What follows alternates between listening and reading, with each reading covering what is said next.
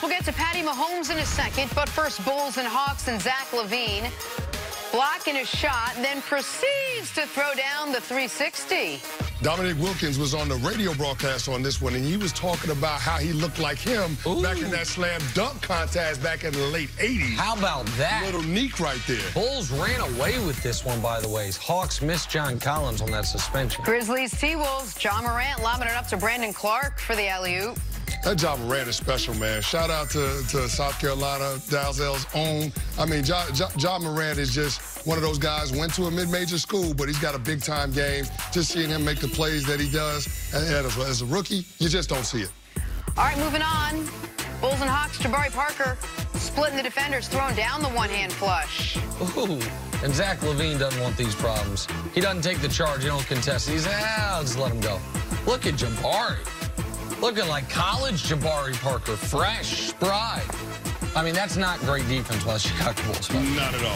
It was a good game by them. This ain't great. All right, here we go, Bucks Clippers. Eric Bledsoe forgets to throw the ball in bounds. He just goes up court. Feel like you're missing a step there, buddy. I mean, listen, this is how you do it in. No, you know what? Even in street ball, you can't dribble it. No, you gotta pass it to somebody, even if you're just check ball. Like, yeah, I don't know what Eric Bledsoe's doing. Okay. Listen, I do feel the NBA's got what I would call a lax drug testing policy, but I would drug test him after the game. What? Wow. Okay. What do you mean, what? No, his head was somewhere else. He was thinking about dinner or something, anything. Forgot to invest. Right, that's why. Oh, I see. There we go. Yeah, not performance-enhancing drugs. All right, gotcha now. Hey, on to the NFL.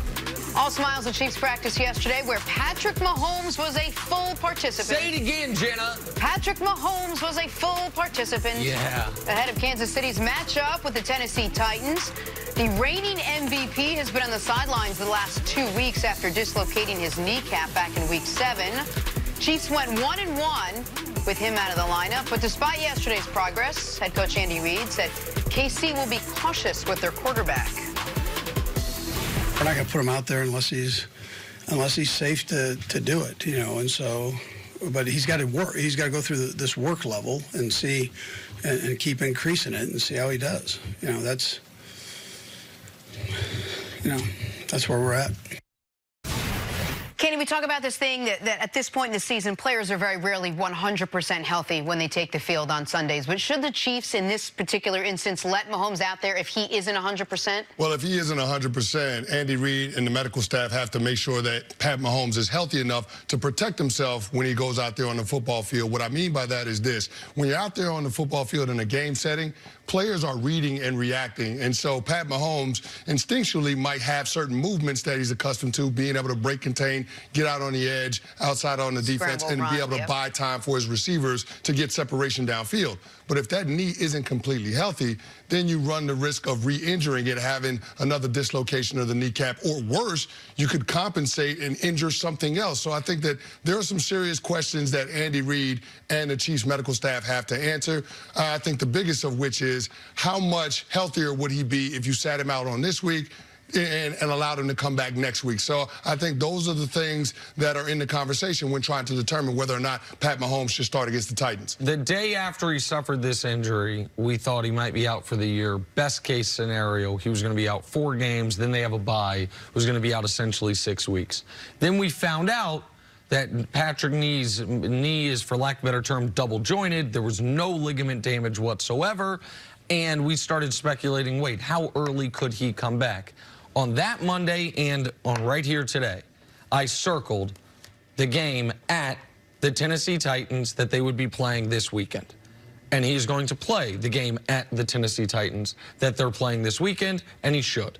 Jay Glazer reported this past Sunday morning that he had spoken with a doctor that with this specific injury, within 21 days, the chance of re-injury is 40%. Outside of those 21 days, it drops to 10 to 15%. This Sunday will be day 24. Patrick Mahomes will play.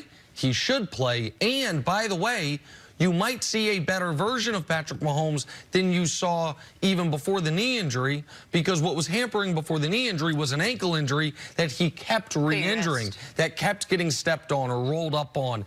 And now he has had 24 days since he last played, or he will have had 24 days to get back, get the ankle healthy. Now, I'm squeamish in this regard. They haven't had their Pro Bowl left tackle Eric Fisher, former #1 overall pick, throughout the majority of the season. He still is not practicing. He had the core muscle surgery that Deshaun Jackson had recently. He had it very early in the season. So they're probably going to be without him. They might be without Dr. Duvernay Tardif, pardon me, their right guard, who had missed this past week's game as well. So the offensive line is going to continue to be somewhat compromised. But Patrick Mahomes is going to play. Patrick Mahomes should play. And with the Chiefs getting healthier, not just on offense, but also on defense with Chris Jones, they become an incredibly dangerous team the moment the best player in the league steps back on the field. Well, before we open it up to how good the Chiefs are going to be when he's back, are we going to see the Patrick Mahomes we saw before? Are you going to see less plays from him? Are you going to see make sure he stays in the pocket? Are we going to see a different game plan for Patrick Mahomes? If you're Andy Reid, how do you game plan that? Well, if I'm Andy Reid, I want to see the Pat Mahomes that we all know and love, the guy that won the MVP last year. If there are any limitations and he can't go out there and play his game, then I'm not going to put him on the football field, because the extent that I can protect him is not putting him out there. But if they put him out there, then they've got to trust that the player is healthy and that he can be himself. So, yeah, if you're Andy Reid, I'm not pulling the reins back. I'm not adjusting the play calling. Now, maybe I'm not going with a quarterback sneak, but, I mean, in terms of situations and what you want to do, how that Chiefs offense looks, you have to let Pat Mahomes go be Pat Mahomes. Now, this is the first game within the 3 to 6 week window that they first projected when the initial injury happened. So I guess you could feel good about them staying to the timeline that they set out. They didn't adjust it on the fly. The fact that Pat Mahomes has been on the practice field ever since that injury occurred, that leads me to believe that he's closer to being 100% than not. Are the Chiefs the best team in the AFC when Patrick Mahomes gets back in that lineup? Here's a stat that'll shock people. Football Outsiders, which I think is the best way to, the DVOA stat, it's nerdy even by my standards, but it's a respected metric because it adjusts for opponent and all of that. The number 11 defense in the NFL this year belongs to the Kansas City Chiefs. The Kansas City Chiefs have had a gauntlet of a schedule up to this point. They have played the Ravens, the Colts, the Texans, the Vikings, the Packers, the Raiders, who are all of a sudden good. Their easiest game of the year was against Denver, a game where they saw their quarterback have his kneecap dislocated. Detroit's one of their easier games. Jacksonville, that's all 9. Not a single walkover in there. Not an AFC East team, not one of these dregs of the NFC East, none of it. The Kansas City Chiefs, Patrick Mahomes is going to play this weekend, and the next game the Kansas City Chiefs lose is going to be next season. They play 7 games the rest of the year. 1 game is against what I would call a high-quality opponent at New England. I believe they can go to New England and win, and I still believe they're going to win the Super Bowl. I think that they dodged as big of a bullet as one can dodge. They found a way to go 1-1, and the way they beat the Vikings, snuffing out Dalvin Cook with Chris Jones, their all-pro D-tackle, back in the lineup, was an enormous shot in the arm for this team defensively.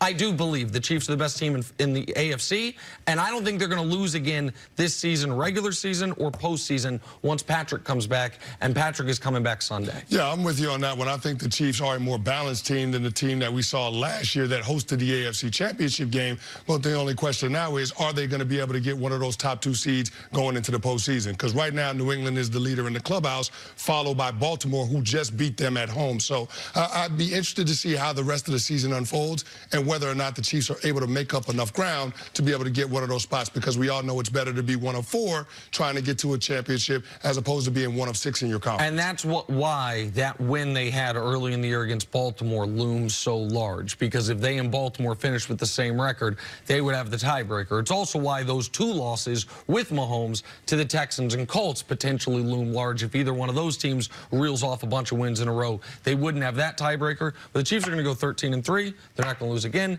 They're going to win the Super Bowl, and I'm going to be the happiest man in America. All his chips are in right now. All right, coming up, should the Browns... And they don't have to load manage him either. He's just going to go ahead and play. Stop. He's going to go ahead and play. Odell Beckham Jr. next on First Things First.